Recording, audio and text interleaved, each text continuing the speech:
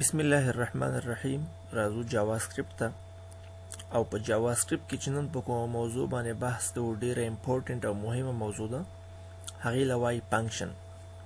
مخکې له دې چې پریکټیکل کار شروع کوم درته یو ځل درته د فنکشن ډیفینیشن او د هغې ګټې بیانوم. سمپل راځم دې ځای نه وین ورډ را اوپن کوم او د فنکشن چې کوم ګټې دي هغې باندې یو اندازه بحث کوو. تر ټولو د مخه راځم د فنکشن ډیفینیشن درته کوم چې وټ از فنکشن. فنکشن څه شی ده؟ سمپل تعریف په داسې ولیکم چې فنکشن از a block of code which are used to perform a specific task. دا د فنکشن څنګه دغه تعریف. فنکشن په خپله باندې دا د کوډ یوه برخه ده، د دې دپاره استعمالیږي چې یو خاص کار او یو خاص ټاسک څنګه کې دا ترسره کړي. دا د فنکشن ډیفینیشن. اوس دومه خبره دا ده چې ټایپس آف فنکشن. ټایپس آف وټ فنکشن. In general, we have two types of function. عموما موږ دوه قسمه فنکشن لرو. اول ته وایي فرست ون چې کوم ده هغې ته وایي built in function. built in function اول built in function ده. او سیکنډ چې کوم ده هغه ته وایي user defined function. دا دوه قسمه زموږ سره څه موجود دي؟ فنکشن موجود دي. built in function او user defined function. اوس راځو دا built in function کوم فنکشن دي؟ built in دا هغه فنکشن دي چې کله دغه لنګویج جوړېدله او یا په اصطلاح باندې چې کله دغه آی ډي جوړېدله دا پری ډیفاین دي، مخکې تر مخکې څنګه دي ورپېژندل شوي دي. چاته؟ کمپایلر ته. کمپایلر ته یا پر مثال براوزر ته که نه یا انټرپریټر ته. دا مخکې تر مخکې د یو سپیسیفیک ټاسک لپاره څنګه دي ورپېژندل شوي دي. تاسو فرض کړئ چې کله د آی ډي جوړېدل آی ډي او یا هم هغه کوم لنګویج چې جوړېده، فرق د جاواسکرپټ چې کوم لنګویج ده هلته دا مخکې تر مخکې څنګه وي د یو سپیسیفیک ټاسک دپاره ورپېژندل شوي. مثال درته وایم، که چېرته موږ تاسو وګورو دغه د الرټ په نوم چې کوم فنکشن موجود ده، الرټ دا خو ګوره موږ جوړه کړې نه ده که نه. ګوره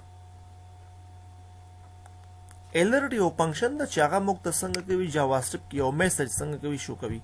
نو دغه فنکشن خو موږ نه ده جوړه کړې. دا چې موږ نه ده جوړه کړې نو دا دې ته په خپله باندې وایي څه built in function. یا تېره ورځ چې موږ کار وکړو د پپ په نوم چې موږ کومه فنکشن باندې کار وکړو، دا فنکشن خو موږ نه جوړه کړې. built in څنګه دي؟ مخکې تر مخکې نه موجود دي. داسې په سلګونو په زرګونو باندې فنکشنې موجود دي چې هغه built in موجودې وي. موږ او تاسو صرف د هغې نه استفاده کوو، ګټه ورنخلو.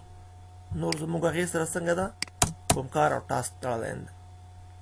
نو دا داسې فنکشنې دي built in چې هغه مخکې تر مخکې هغه آی ډي ته، کمپایلر ته یا براوزر ته یا انټرپریټر ته د یو سپیسیفیک ټاسک پرفارمنګ دپاره څنګه دي ورپېژندل شوي دي. دوهم هغې ته وایي څه یوزر ډیپاینډ فنکشن. دا یوزر ډیپاینډ فنکشن دا هغه فنکشن دي چې کله یو یوزر راشي، استعمالونکی راشي یا یې په اصطلاح باندې یو سمپل ډیولپر راشي، هغه د خپل کار د اسانتیا دپاره یو فنکشن جوړوي. هغې ته پارامتر پاس کوي، ارګومنټ ورته پاس کوي. فرض مثال زه راځم د شو په نوم باندې ځان سره یو فنکشن جوړوم، یا د ډیلیټ په نوم باندې ځان سره یو فنکشن جوړوم، یا ایډ په نوم باندې یو فنکشن جوړوم، یا ریموو په نوم باندې څنګه ځان سره یو فنکشن جوړوم. نو د دې دپاره چې زما دا د ډېر کوډ مخنیوی وشي، یو ګټې ګوره دا د بینیفټ چې کوم دي که نه بینیفټ. په بینیفټ کې موږ دا وایو چې یو ګټه د فنکشن دا ده چې هغه د ډیر کوډ او د بار بار کوډ څنګه ده د کېدلو مخنیوی کوي. اوس فرض مثال مال ضرورت د کنیکشن که جاوا ته موږ نظر وو جاوا ته یا هم د ویب ته نظر وو ما سره په یو ویب سایټ کې تاسو فرض کړئ چې 1500 پیجز دي ویب پیجز کنه دا 1500 ویب پیجز ما سره موجود دي او یو فرض مثال ما سره سم موجود ده ډیټابیس موجود ده 1500 ویب پیج دي جست ون ډیټابیس ده نو ګوره ضرورت اوس دلته ده چې دغه 1500 کرته به بلکې په دغه 1500 پیجونو کې به زه د کنیکشن کوډ څنګه دا تکراروم څه دپاره چې دغه یو ډیټابیس سره د دوی په مابین کې کنیکشن څنګه شي جوړ شي. خو یاد ساتئ که زه چېرته د کنیکشن ټول کوډ راوالم او د کنیکشن په نوم باندې د دې دپاره یو فنکشن جوړه کړم او دا فنکشن په دې هر یو پیج کې صرف کال کوم انکلوډ کوم نو ګوري دا کار به زموږ څومره اسانه شي د کوډ به څومره مخنیوی وشي. یو ګټه ګوره دا شوه یعنې هغه ریپیټیشن د کوډ چې کوم د هغې مخنیوی کوي راته. یو دوهم چې کومه ګټه د دې موجوده ده موږ سره د دغه فنکشن اوس پر مثال زه راغلی یم یو ځای کې دغه کوډ کې ما ایرر کړی څه ایرر دوم څه شامل کړي کوډ کې ایرر موجود ده په اصطلاح باندې نو ځکه راځم او دا ایرر په دې 1500 پیجونو کې بار بار اصلاح کوم نو دا خو به ډېر زیات ټایم ونیسي.